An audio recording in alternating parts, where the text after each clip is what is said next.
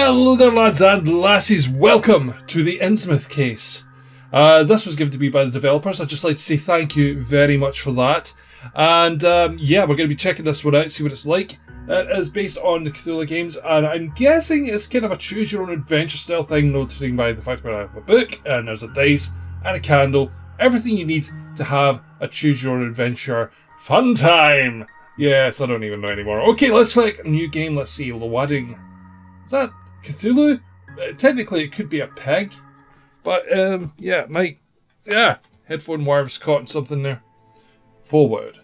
We are fans of the strange world of Innsmouth, but we recognise the problematic beliefs of H.P. Lovecraft. This game has been produced by a group of people who believe in inclusion and equality. It sucks so much that people have to say that now. But I understand. Anyway. Forward. Your progress in the story will be saved at the end of each chapter. There are 35 chapters in total. At the end of a chapter, the screen fades to black and a green save icon appears in the bottom right of the screen. Like that. We recommend you always end the game after such a save point to make sure none of your progress is lost. Yeah, cool. Right. Boston, 21st of September. The last rays of sunshine filter through the blinds of your empty office. The pathetic stench of whiskey, cold cigarette smoke and canned ravioli fills the air. The screeching of tyres and constant beeping of car horns out there on the street tell you that it's gone 8 p.m. People are on their way home, finishing their day. You should join them. You decide to stay at your desk or to go home. Let's stay at our desk. Your day was long and frustrating. You're running out of ideas on how to handle the calls of people who want money from you. A cold shiver runs down your spine as you flick through a pile of unpaid bills. On the top of the pile is a reminder from your landlady. You're 2 months behind on the rent. The next one is a 3-figure invoice from a games company for in-app purchases. You tried to claim them as business expenses in your last investigation, but somehow your client refused to pay. Then there's the second reminder from your internet provider threatening to cut off your connection. You might take legal action because without the internet, you can't work or live. So you really need more in-app purchases, your lawyer, a cigarette, a little fresh air. Okay, there we go. You jerk open the blinds. Amongst the dust, the last rays of light shine into your eyes like a laser sight in a spy flick. It takes a few seconds for your eyes to adjust. Your gaze settles on the Horns and Hooves pub across the street. How many simple jobs this dive has given you. Jealous wives whose husband you had to spy on. All you had to do was lie in wait at the window and take pictures of them coming out of the dirtiest hole in town. You close the window before you see anyone you know. You breathe a deep sigh. It may not have been a successful day, but at least it's over. You're looking forward to a classic Friday night. Watching old mystery series at home in sweatpants and getting drunk on cheap booze. Since the early afternoon, you have been staring at the foreboding bottle of liquor at the other end of the room. Up until now, a vague sense of professionalism has kept you from drinking yourself into oblivion. Now nothing stands in the way. Oh! Suddenly you hear someone at the door and think, hey, that was quite a funky beat. Who is it? The door slowly cracks open with a timid creak. The unknown guest pauses, then in a breathy and melodic tone you hear a woman utter, hello? Your insides cramp. You suddenly realise you haven't cleaned your office at all this year. You quickly try to clean up. Yeah, I'll quickly try and clean up because that's going to happen. Let's do that. Wait a minute, wait! You shout in a pitch that is at least 2 octaves higher than the deducer. Wait! There's no time to pick up all the crumpled pieces of paper on the floor. You gaze across the total mess on your desk. A weird, undefinable crust has formed on the wood. You've never noticed that before. You try to hide it by putting some unpaid bills over them. They get stuck immediately. Nice. Okay. By the light of the desk lamp you now see more than a silhouette. I like the drawings in this. A breathtaking woman lights up your office. No doubt older than 40, maybe even 50, hard to say. Clad in black, a skin-tight dress culminating in a décolleté that seems to defy the laws of gravity. A smoky eyeshadow as dark as algae, washed ashore, blonde, coiffed, wavy hair under a dark beret. The faint light of the setting sun catches in the strands of her hair, and you wonder how many heads this woman must have turned during her prime. I wonder if it was Twitch prime. She's completely different from your usual customers. Nervous bankers with sweat stains under their armpits, convinced their wives have something going on with the mailman. Every move she makes is calculated grace. Smooth as an eel, she walks towards you and sits down in the corner of your desk. Determined, she walks towards you and sits down in the corner of your desk, which is a little bold. It is a little bold. Which is a little bold without asking you first, but it's professional. You're not giving anything away. She seems to want to play the seductive damsel in distress. The quiet, amused voice of your subconscious is pleased that the stranger may be sharing your enthusiasm for film noir cliches. A far louder voice is surprised that this woman seems to think that a sexy pose in revealing clothes would win you over. And both voices agree that they don't like being manipulated. You don't think that the stranger perched on your table is trying to recover from a hard-working day as a lingerie model, and therefore you see no logical reason for her behaviour. When she begins to speak, her voice is smoky and full of promise. My name is Dahlia. Dahlia. My name is Tabitha Marsh. I'm looking for a private investigator. I was told you're one of the best. She extends her hand. Kiss her hand. You've come to the right place, lady. Okay. You've come to the right place, lady. What can I do for you? You sit back in your chair and fold your hands over your stomach. The woman seems a little irritated that her provocative behaviour seems to have had no effect on you.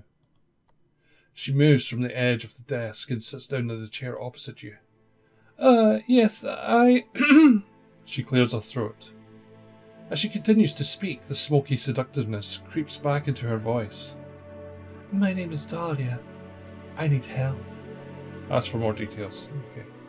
It's about my daughter Tabitha. She has disappeared. You're pulling out the paper and pencil.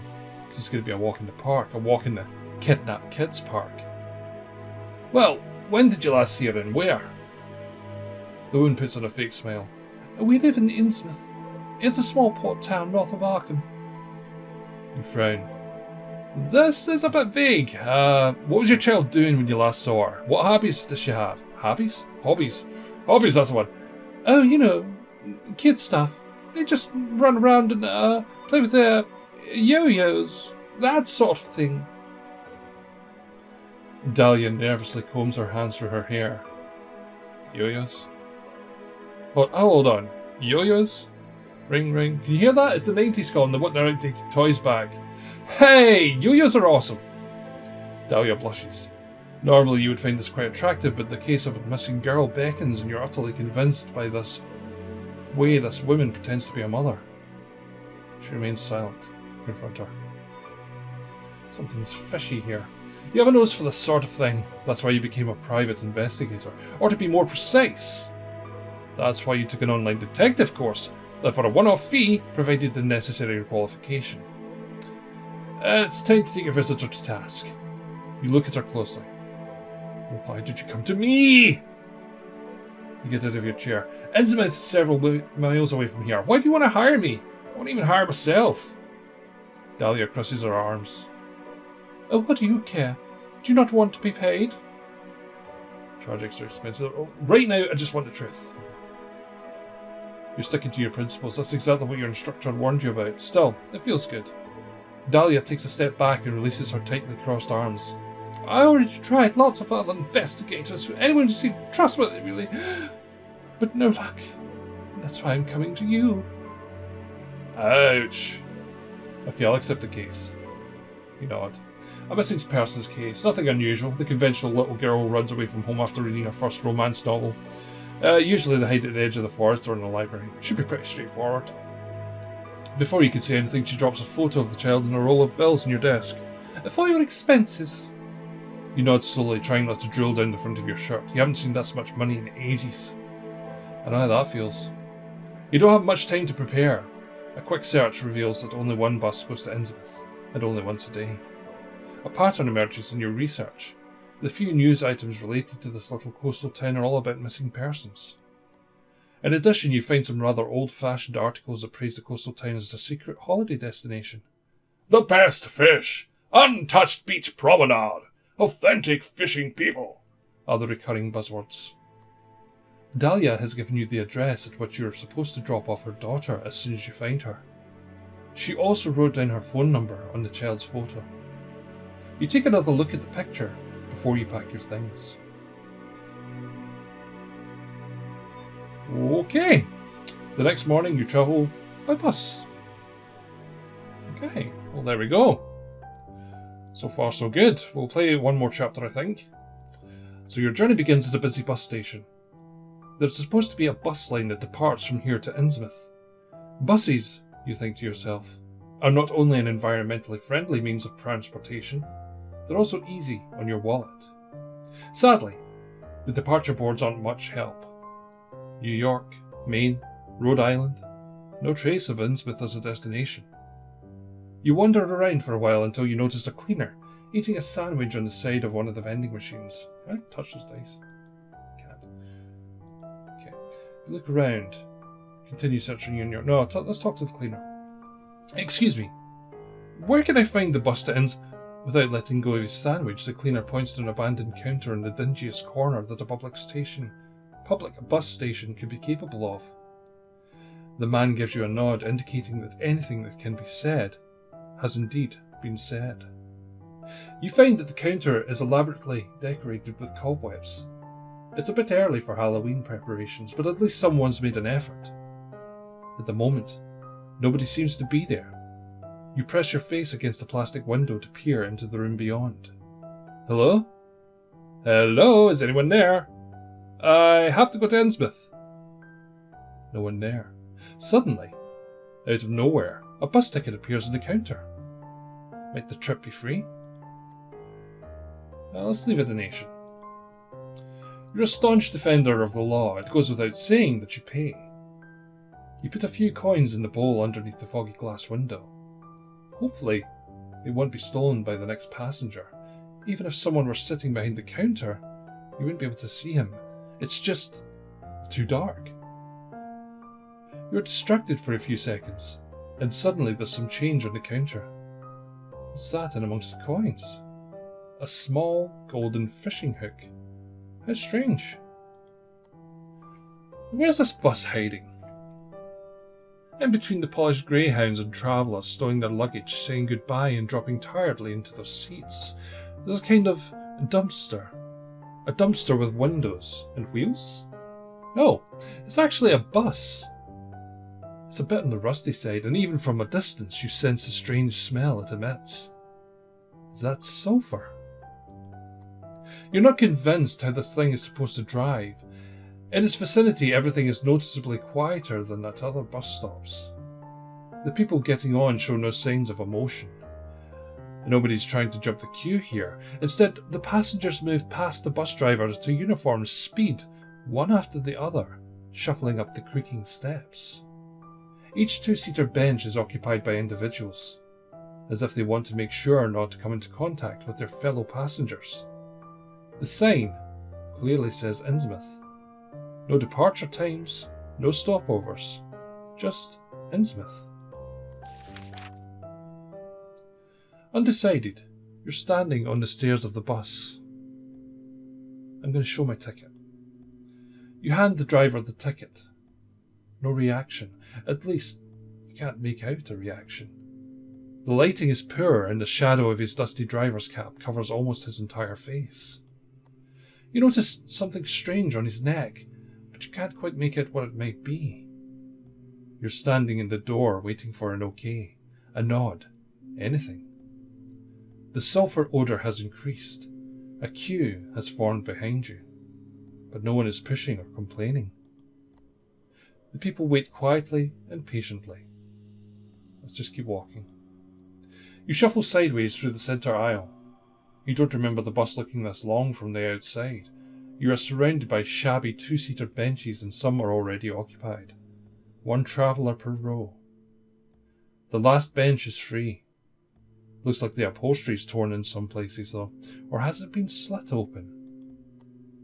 You can see springs with sharp wire edges and some sticky liquid seems to have leaked onto the floor. Why don't you just sit down in one of the free rows? Here in the back, almost everything is occupied.